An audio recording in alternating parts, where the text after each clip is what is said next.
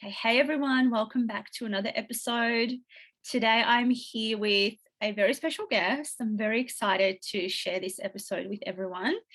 I'm here with Mr. John Coleman, the naturopath, and I am so fascinated by your story and your journey, and I'm so excited to share this with everyone. So welcome to my podcast. Thank you so much for being here. Thank you. Thank you. It's lovely to be here. Lovely to meet you. Likewise. So today, as I said, I'd really love for you to share your story today. I think it's so inspirational, and so it's just one of those things that I could listen to and just like listen to an old story. It's amazing. But as well as that, we're going to talk a bit about Parkinson's disease and, of course, your experience and your journey with that.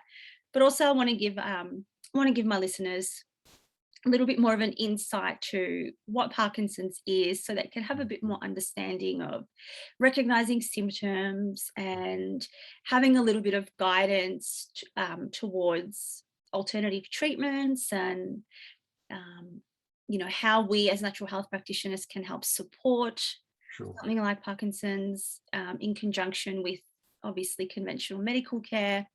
But yeah, before we get into that, I will let you take it away and tell us about yourself. Tell us about your journey. Okay. Well, of course, what I do in treating people with Parkinson's began because of my own experience and my own journey. And in hindsight, of course, I understand my story much better. So I'll give you my understanding of my story rather than living in the moment. It begins, I guess, before I was ever born. My grandmother had Parkinson's, my father's mother, and she was an extremely courageous woman whom I never met. Then I was born during the war, during the Second World War. My dad was away, my mother was stressed. The beginning of my life was not happy.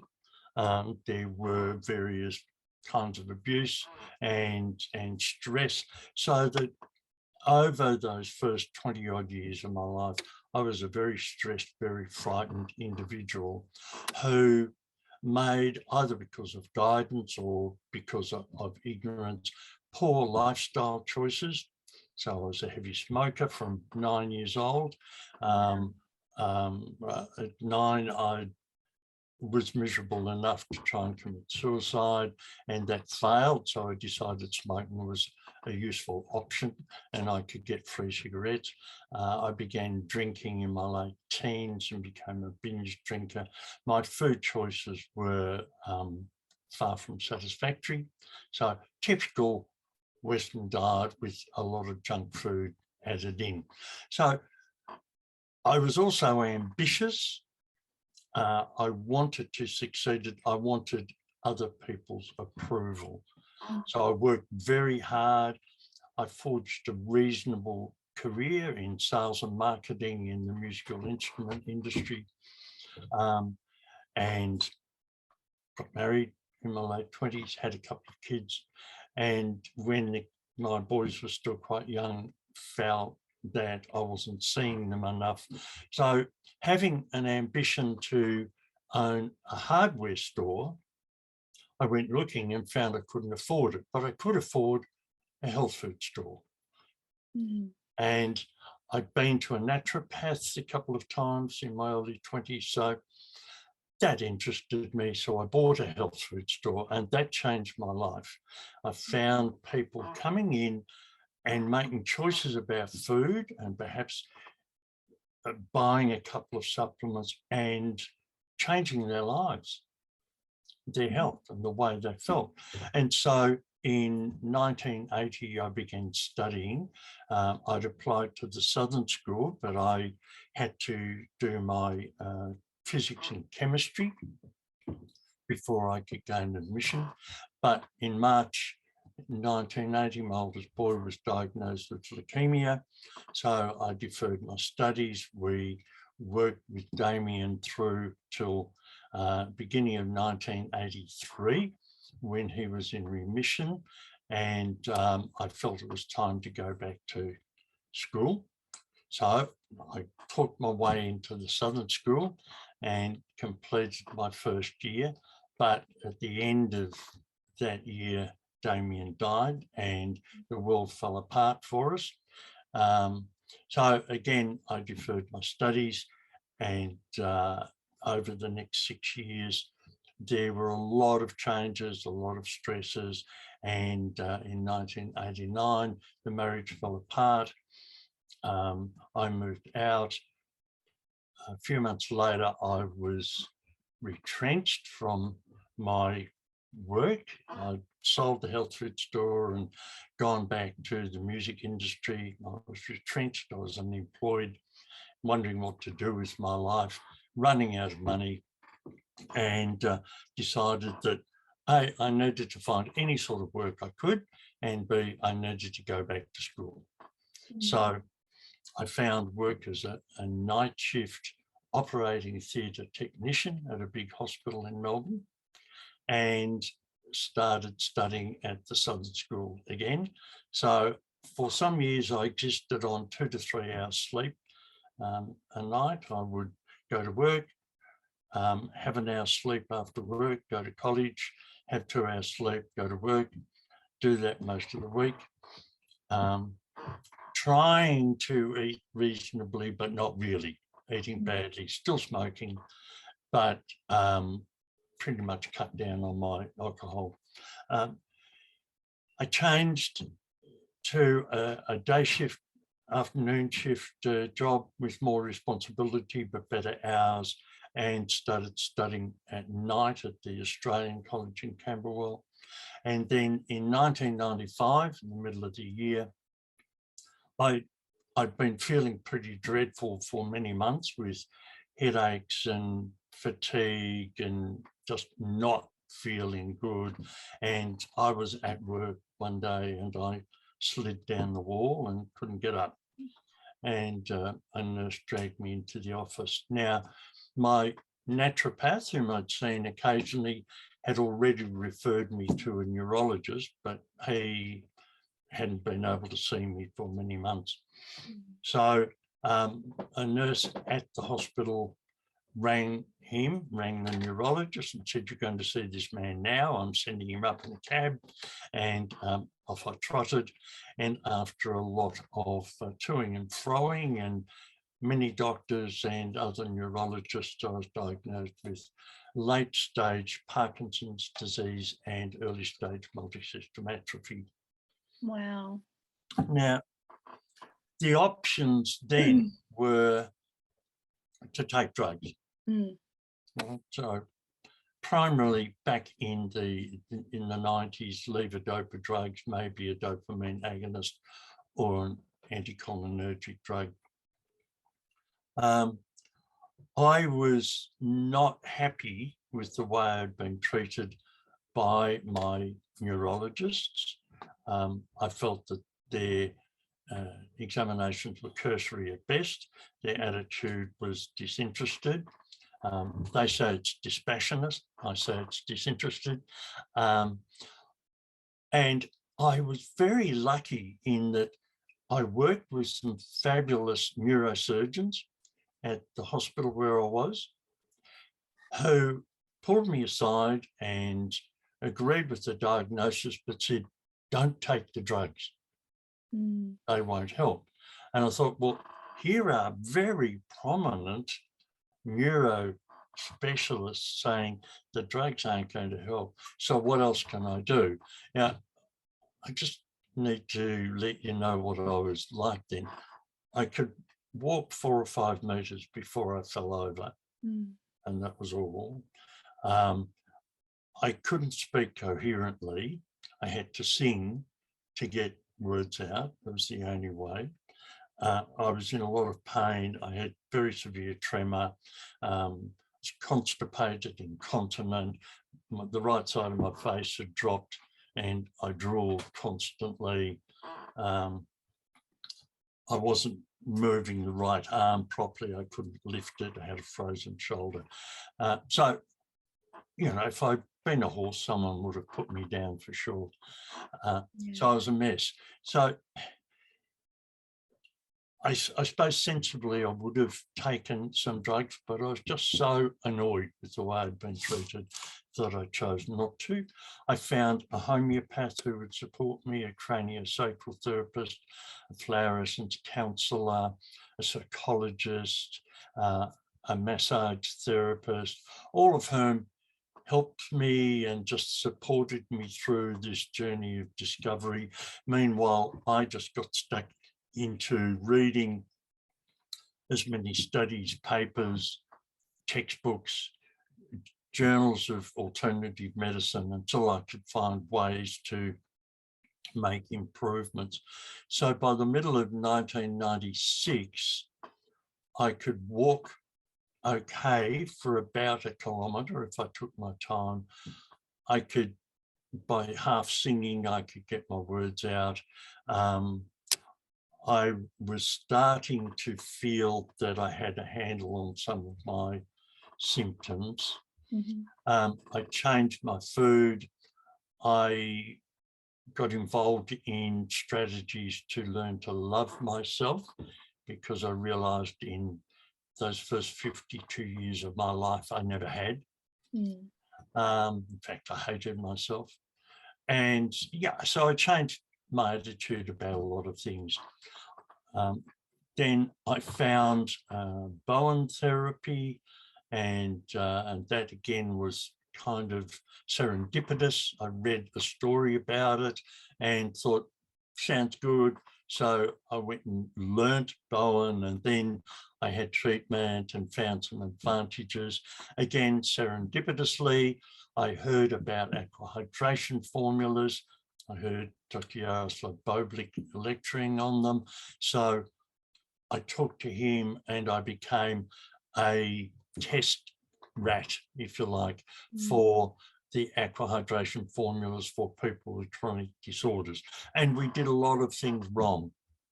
So my journey was more error than trial, but some of the trials worked. Yeah. So in the end, by 1997, I'd made improvements and I felt I was on the right side of the journey. Now, I'd been meditating for years. I started meditating in 1994, and that was an absolute lifesaver for me.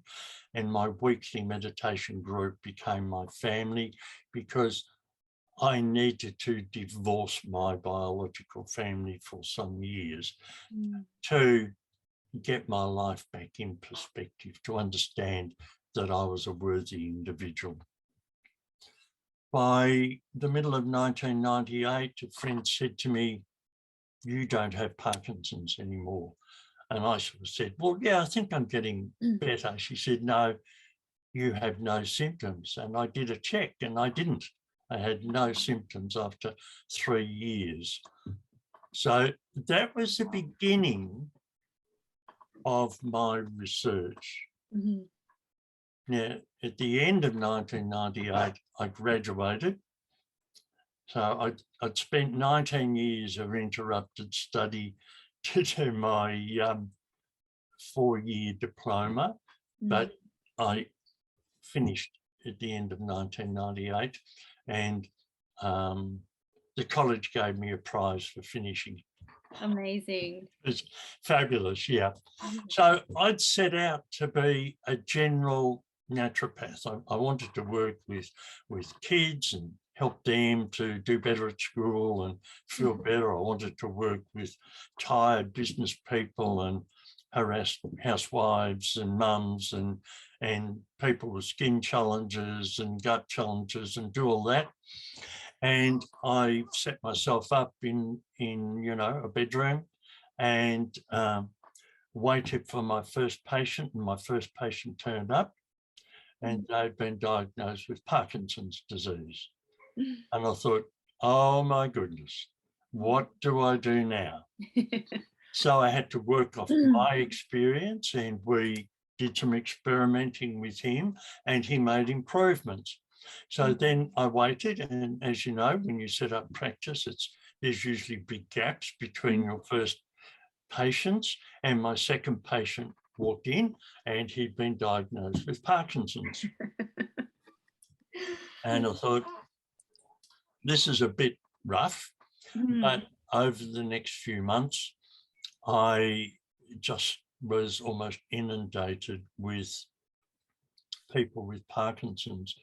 That was partly because there was a story in the Sun newspaper, as it was then. There'd been a little story about someone who was a real hero or something.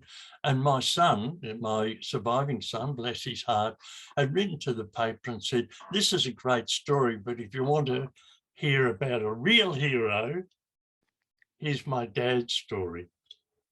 And this was about, you know, a 1 column, 3-inch story in the Sun. And I was suddenly getting letters from all over saying, can we come and see you? We need help because we are not happy just with the medical treatment. Not that the medical treatment was bad necessarily, but it's limited because all medicine can do is mitigate symptoms. Yeah. So that was the beginning of my journey of research.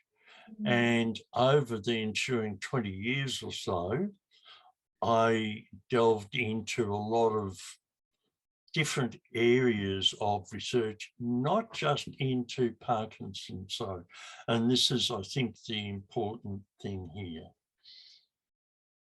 We know a lot about what causes neurodegeneration. Yeah. We know a lot about inflammation. We know a lot about the immune system. So in the end, I stopped researching Parkinson's disease and started researching neurodegeneration, inflammation, autoimmunity, and immune dysregulation, and a variety of nervous system dysregulations, and found that I was seeing patterns that could lead to Parkinson's. Yeah. So this is, I guess, the other part of your question, you know, what is Parkinson's? To me, it's not a disease that is definable as a single entity. It's one manifestation of a process of illness that involves neurodegeneration, inflammation, immune dysregulation, and of course, very importantly, gut dysregulation. Yeah.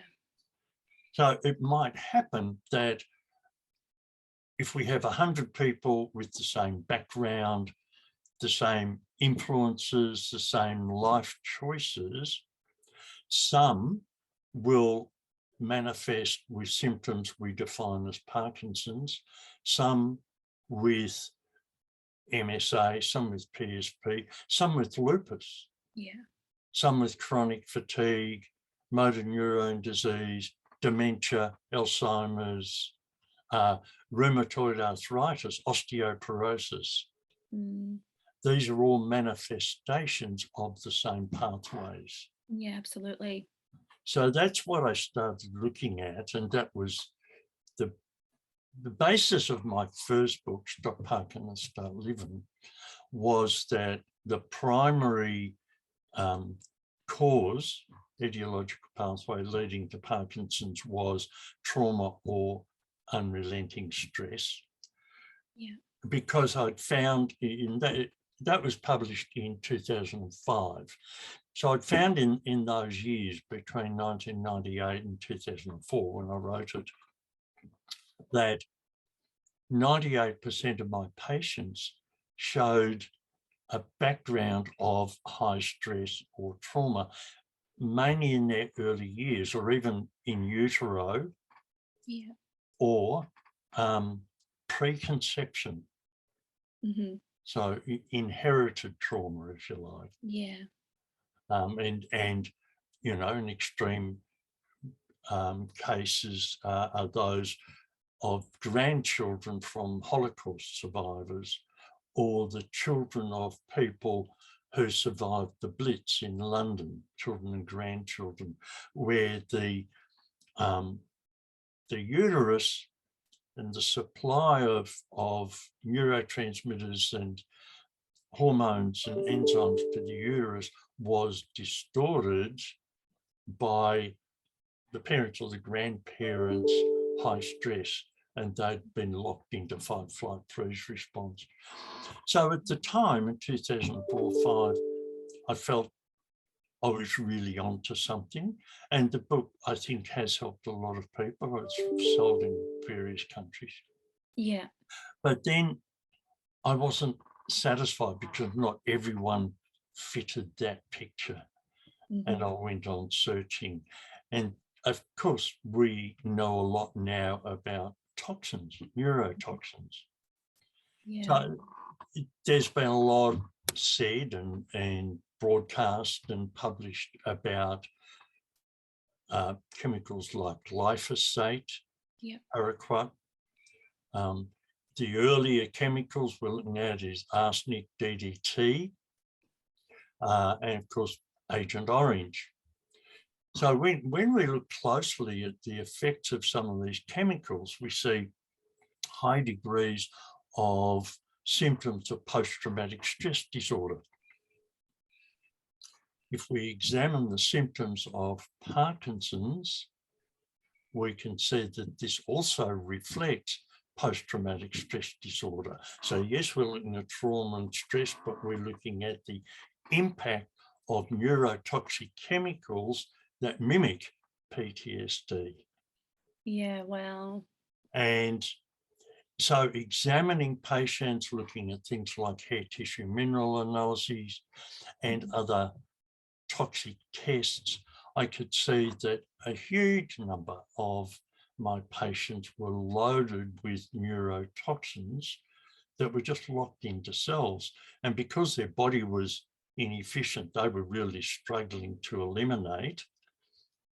And one of the early precursors of Parkinson's is often constipation. And there's another factor there that we need to chat about.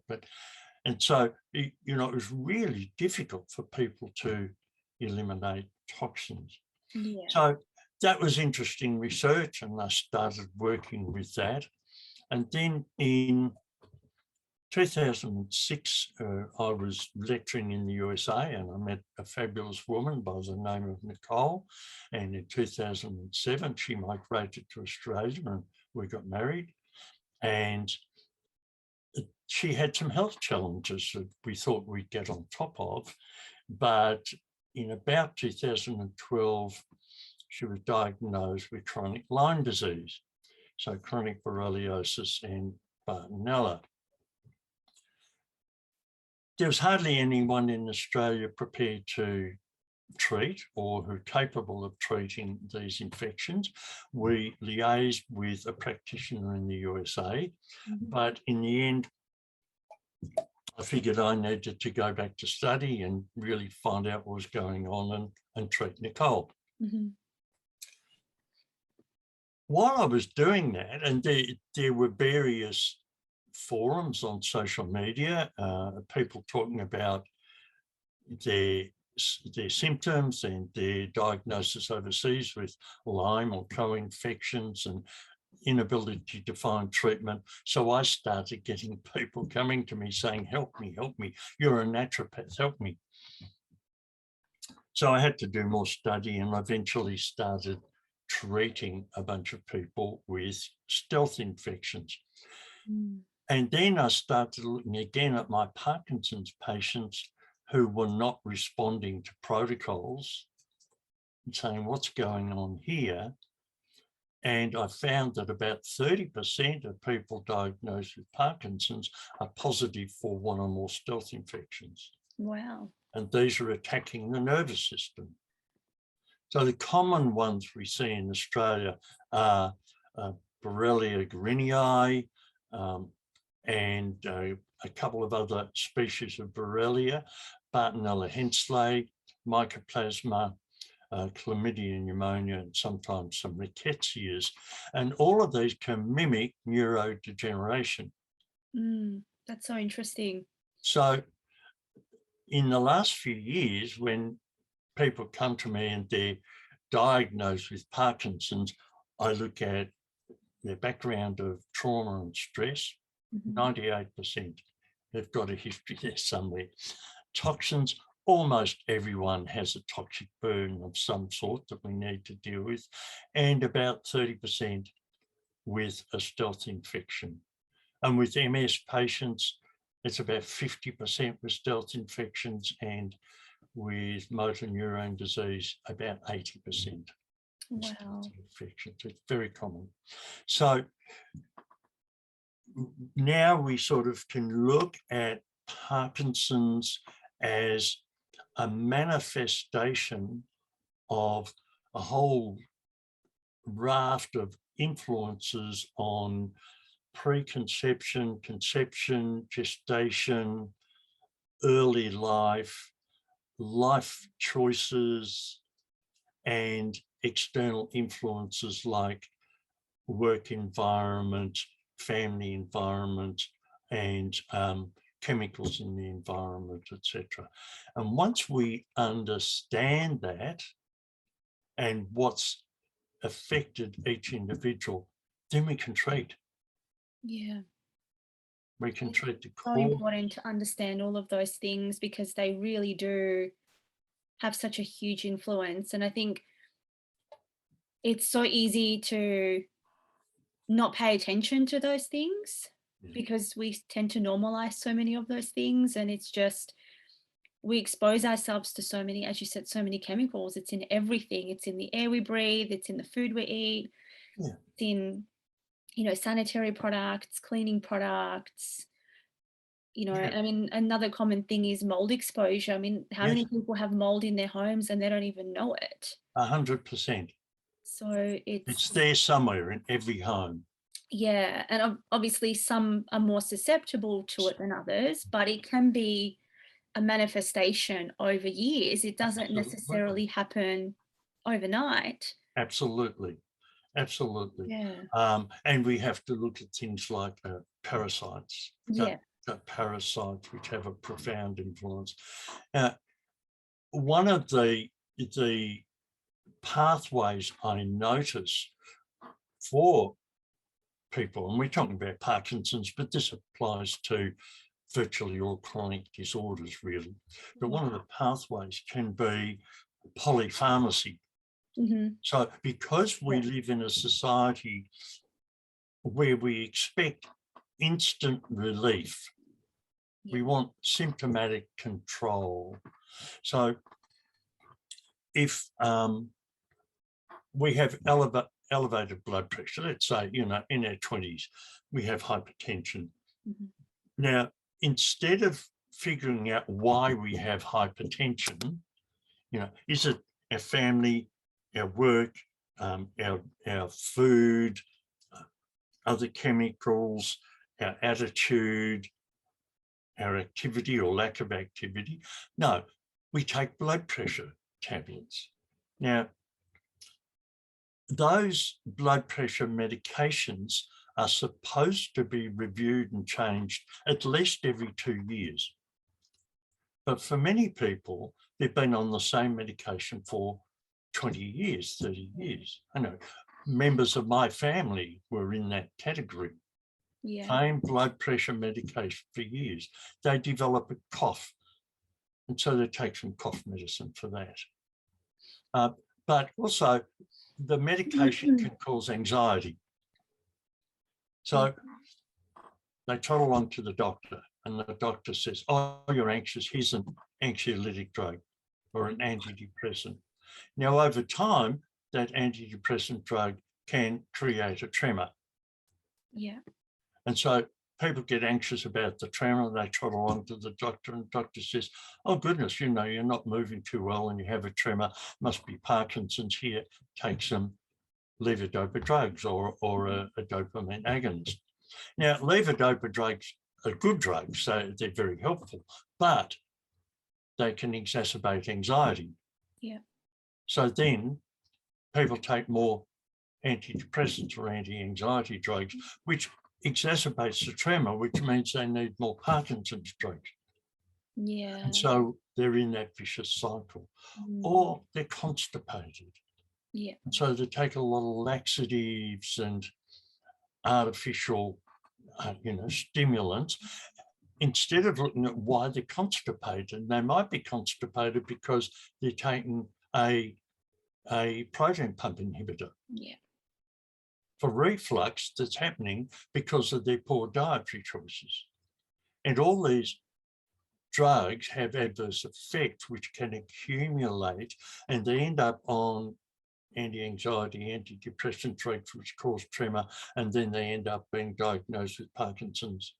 And then they're on drugs which are exacerbating constipation and anxiety. So I see this often. And I've had patients, some of them are on 2 or 3 different medications. Some of them are on 6 or 10 or 14 medications. 14.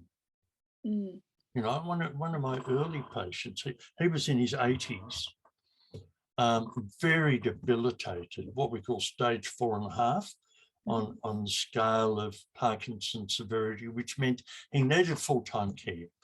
He could only just barely get around with a walking frame. He needed assistance in showering, dressing, eating, toileting, everything else. He was on 11 different medications. He was very anxious, he was always nauseous, etc. So over a couple of years, we started to reduce the medications by changing the way he lived and his choices. In the end, I wrote to his GP and said, look, this person, Lionel, I've written his story and called him Lionel, which wasn't his name. Lionel is always feeling nauseous and anxious. Here's a chart of the accumulative adverse effects of these medications. I suggest that he may not need these 3 or 4. And the GP read that chart for the first time in his care of Lionel. He actually looked at the whole drug scene and he said, I agree. And he just wiped those drugs immediately and Lionel started to get better. Now, at 96, Lionel was completely symptom-free from any Parkinson's. He was no longer anxious. He needed a little bit of support with his digestion because it had 80 odd years of bad eating and bad medication. And he occasionally used a sleeping medication when the herbs didn't work. But at 96, he was, free of chronic symptoms and having a great life. I lost track of him then because he didn't need me anymore and he was off enjoying himself. So sometimes we need to work as best we can in reducing the load of medications by supporting the body systems so that people no longer need those medications. So, medications aren't ideally, they shouldn't be a permanent solution.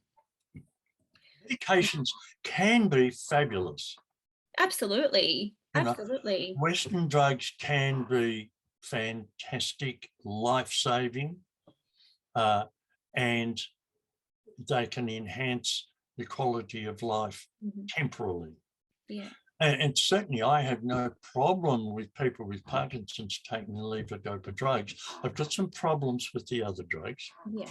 But with the levodopa drugs, which have been shown in an enormous study in the UK to be the safest and the best for long-term symptom mitigation. But that's what they're for, the symptom mitigation. Now, levodopa drugs provide a synthetic dopamine.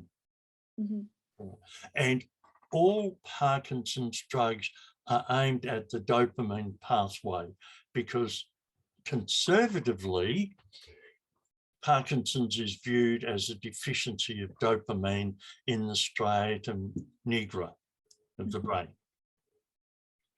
However, when we look from a CAM perspective, complementary and alternative medicine, and we've done testing and research down here in Melbourne, we see that there can be up to 43 different neurotransmitters deficient in people with Parkinson's.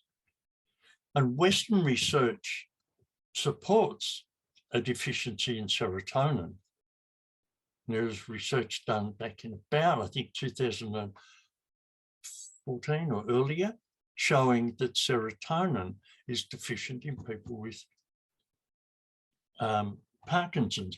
Now, most of our neurotransmitters are made in the gut. Mm-hmm. And they're transported via the vagus nerve. So while Parkinson's medical treatment focuses on the brain and the dopamine pathway, a huge slice of the problem is being ignored. Yeah. So the levodopa drugs can certainly help people get on with life for a while. And I am fully supportive of that in my patients if they use the benefits from levodopa drugs to get on with health-giving activities like exercise and self-love and laughter and preparing better food and getting out and socializing and dancing. If that's what they're using the drugs for, that's great. Yeah. But if they're relying on them, then it's a shortly ending journey because we know the benefits won't last. They can't last because the drugs themselves are self-limiting in that they start to block the translation of levodopa to dopamine. Yeah. And they also accumulate homocysteine, which is neurotoxic and cardiotoxic. Mm-hmm. So without the support of folate, extra folate, we can't process that homocysteine. And unless we process that and turn it into methionine, then we're in a negative cycle. Pardon me. Yeah, it's so fascinating just how intricate and detailed our bodies are and how important it is to address all of these things. Sure.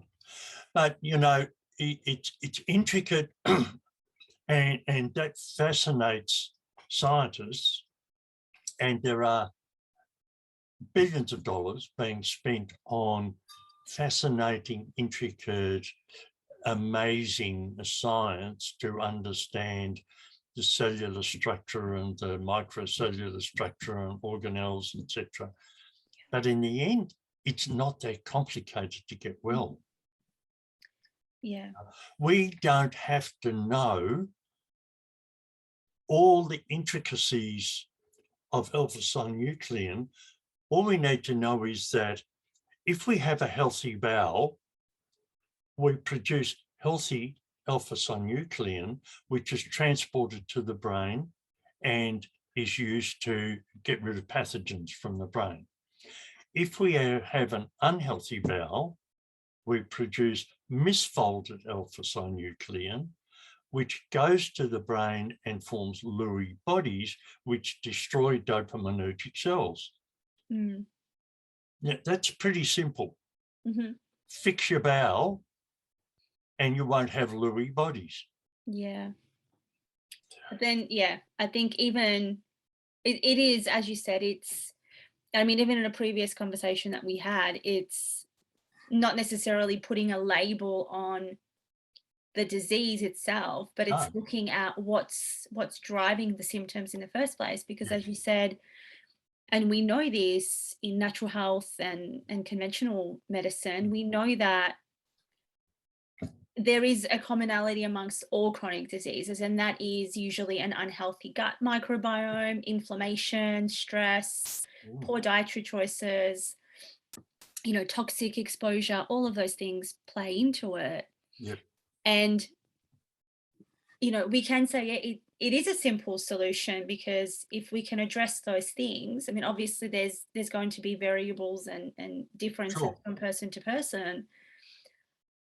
But, I think even as simple as they seem, they still can be such a challenge for people to get their head around. Oh, absolutely. And while I say it's simple, I'm not trying to negate or downplay the challenges, Mm, because we're looking at creating new habits mhm. in people who've had their old habits for 50 years, 60 years, 80 years. Look, I know I lived the bad life for 52 years. So I was relatively young when I was diagnosed. But 52 years of eating badly is difficult to change. It's so easy to slip back. So we need to focus on creating new habits. Mhm. I found it really difficult to break an old habit, Yeah. but if I created new habits, that tended to crowd out Yeah. old habits. And I work a lot with my patients in creating plans, creating a business plan. And but I give each of my patients a handbook. It's about 60 or 70 pages long, and it's got a lot of pre-printed material in it because it saves me writing. Mhm. But it's got, for instance, food lists, really good foods, pretty good foods, and nasties. Mhm. So they've got an instant reference. Mm. Is this something I should be eating? No. Is this something? Yes. Yeah. So it's convenient for them. They can tear those pages out and put them on the fridge if they want or whatever. And I give them the recipes. So food can be a challenge.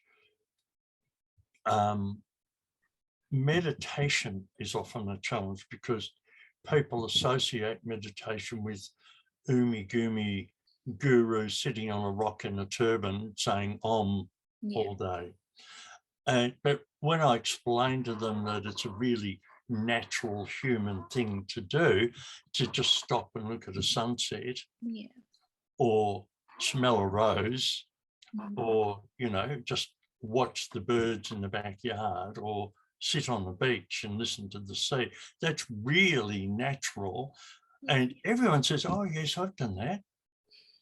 So do it again, do it every day. Do it if you find it hard to sit still for half an hour, as many people do, particularly people who have tremor or stiff joints, etc. Yeah. Sit still for 3 to 5 minutes Mm. and then get up and move around for a while and then do it again. Yeah. And just set your timer so you get 3 or 4 of those in each day. And after a while, people start to develop the habit. Yeah. And And I think, again, yeah, yeah, yeah. go on. I was just going to say, I think that's probably the most challenging thing for people to do is, you could tell them all of these very seemingly basic and simple things. Just change what you eat, just take a little bit more time out, go for, just a 15-20 minute walk around the block, Yeah. get some, expose yourself to the sunshine. Yes, They all seem simple and doable, but for people who might not necessarily have those good habits, and we're such a busy nation at the moment. Like sure. we're always busy, we're always doing Mm. something, we're always on the go. Even just taking that 3 to 5 minutes out of your day, I think people find that a challenge because their mind's still racing with, what do they Yes, have to do? And we have so much exposure to technology and constant stimulation everywhere we look, that it's almost something, as you said, it's something that is it's a natural part of our being, yeah, but we're surrounded by so much stimulation that it's almost become foreign for yes, us to do what yes. should be natural. Yeah, so we have to do it step by step. Yeah. And one of the things I point out in my first consult is this is a journey. This is not a single consult with magic remedies to send you away feeling great. This is a journey. We're going to walk together. It might be a year or 2 years or 5 years that we walk together. Here's where we start. Let's start with breakfast, and let's start with 3 minutes meditation and a 5-minute walk. And here's what you're going to do during this week. All right, and next week and this week, and here's how you do it.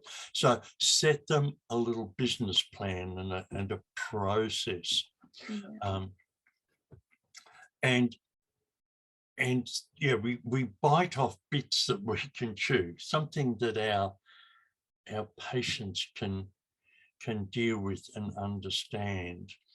And look, there's going to be some compliance and non-compliance, and some patients are going to hide the fact that they haven't lived up to your plan, and some patients are going to be honest. I'm sorry. And I'd say, don't be sorry, let's just change it. Yeah.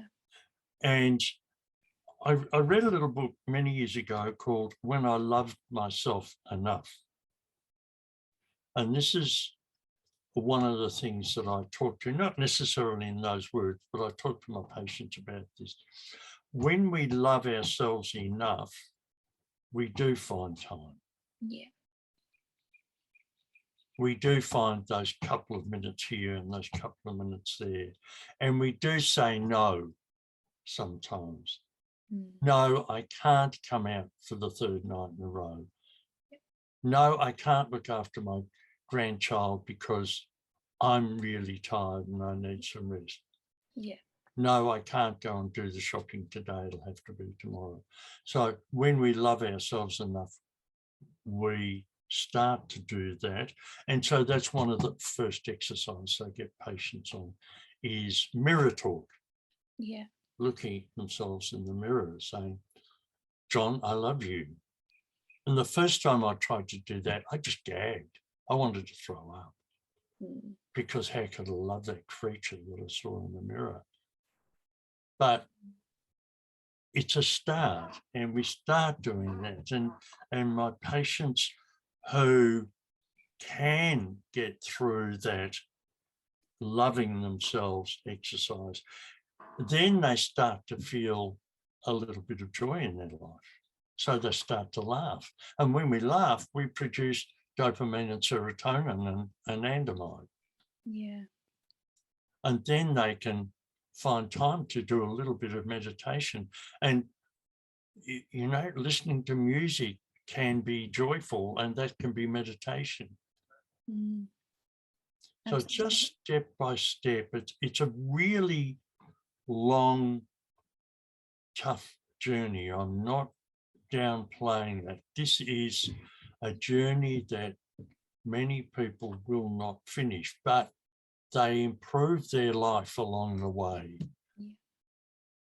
Absolutely. I mean, one thing that we can't stress enough is, particularly for those of us who are experiencing any form of chronic health, regardless of what we call it, it is a lifelong journey. It is a lifelong battle and a commitment, and there's going to be good days and there's going to be bad days and there's going to be in-between days. But everyone has that. Everyone has that. Even people who believe that they are totally well have good days and bad days. Absolutely. And but I think, but we feel it more. We feel it more. Yeah. And our limitations are more capped, yes. I guess, than someone who's in good health and they happen to have a bad day. I find a journal is a fabulous tool, and I encourage everyone to start a weekly journal, just with some headline notes, because one of the things I find with people, particularly with Parkinson's or similar, with the stealth infections, MS, that we're profoundly influenced by weather and the phases of the moon. Mm. And if there's a really bad day happening, we have a look at how that might link up with the full moon or the new moon, and whether or not there was a low pressure system coming in, or the humidity was high. Because if people can see, as I had to, you know, when I could see that, oh, I felt really bad because there was a low pressure system coming in, so I'm not getting worse. Yeah. It's the weather affecting me. I'm not getting sicker. Yeah. I'm actually getting better. And Mhm. I'm noticing those things. Absolutely. And that gave me more confidence to go on getting well. And I find that with my patients as well. You know, when I say, well, what happened around this day? Oh, you know, I went shopping and this happened, and I had a problem with the cashier and blah, blah. And I said, well, hang on, you were stressed, you revved up your adrenal output, you were starting to reduce your production of dopamine, serotonin. Oh, they'll say, oh, yes, that makes sense. Right, so I'm not getting worse. No, you're not. You're getting better. But you had a bad day. Yeah. Tough. Yeah.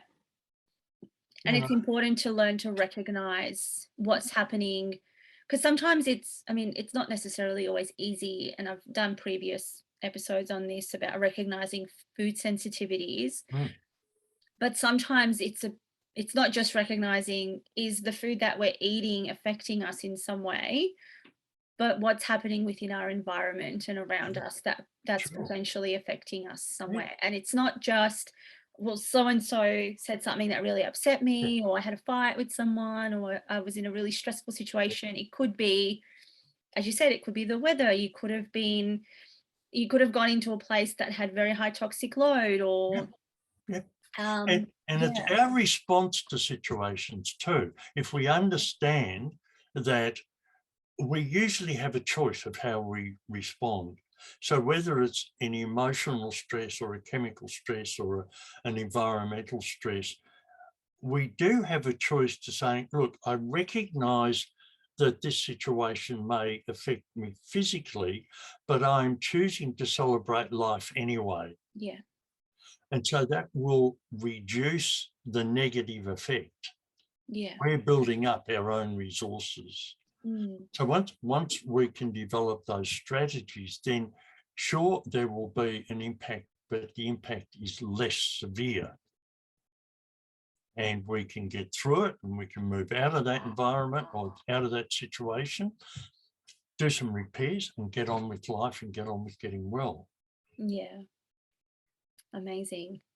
I just love your story. It's so inspirational, and it's, I love that it's just such a testament that you could really experience like so many downfalls. And I think a lot of but I think a lot of the times I see this in so many people, where when things aren't going the way they want it to go, it's so easy to feel like giving up, and not just giving up on the things around us, but giving up on ourselves. Yeah, yeah. And sometimes it's easier to self-sabotage, Mm. whether it's, with substance abuse, or just completely neglecting going after our goals and our dreams, and making things happen and trying to better ourselves as human beings. Yep, been there, done that. And I think we're all guilty of that to an extent. Sure, absolutely. And it's powerful, because it really can have such a detrimental effect on our physical Sure, well-being. absolutely. And I just think it's so inspirational to hear that, just to see someone's story, and how much they've endured and how far they've come. And also just to see that, you're taking your experience to help others better their own lives, and to help them on their own wellness journeys, and inspiring people. I think that's so amazing. Well, I hope I can, Elise. I really hope so. And I mentioned to you, I've written another book, Mhm. Rethinking Parkinson's Disease, and I hope that will help people see that, you know, it's not the end of the world when somebody says you have Parkinson's disease or PSP or MSA. Yeah, you know, I'm not going to be around forever, and I can't see everyone anyway. I'm 78 and a half now, and one of these days I'll retire, maybe. If not, you know, at some stage I may leave this mortal coil. And so I want my book, which talks about what Parkinson's is, the causes of Parkinson's, strategies that people can use for themselves, strategies that practitioners can use to help people with Parkinson's or similar chronic disorders to actually turn it around and get well, not to live with a disease, but to live with life and remove themselves from those symptoms. Yeah. It doesn't mean we'll always be super fit and whatever. As I say, one of the healthiest people I ever met was a quadriplegic who had a fantastic attitude to life. So there was no way that in this day and age that they were going to be able to move their arms and legs again, but they could move their mind and they could dance in their mind. They could dance with life and they could be positive.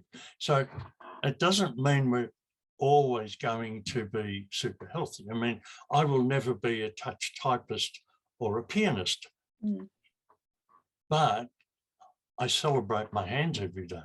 Yeah. Because, you know, despite the contractures and all the rest, I can work on the computer, I can work with timber, I can garden. So, you know, I can celebrate everything that I can do. And that's what we've got to learn too. We can celebrate what we have and make that the biggest area of our life rather than, you know, being crushed under the few negatives. Yeah. Just finding the joy in the everyday, simple things. Yeah. Yeah. Oh, I love that. Thank you so much, John, for sharing all of that. We'll link your book, so if anyone's interested to read it, they can access that, because I think that would be, you know, a powerful read. And so in the, just a note on that in the next few weeks, Araya Health is going to start distributing it nationally, so to practitioners and health food stores. But in the meantime, if people want to buy individual copies, there are links on that web page to guide them to the right places. Okay. So we'll link all of that. Thank you. Thank you so much. That was amazing. Wonderful to meet you. Thank you for the time. Likewise. My pleasure. Have a fabulous day. You too. Thank you, John. Thank you. Bye.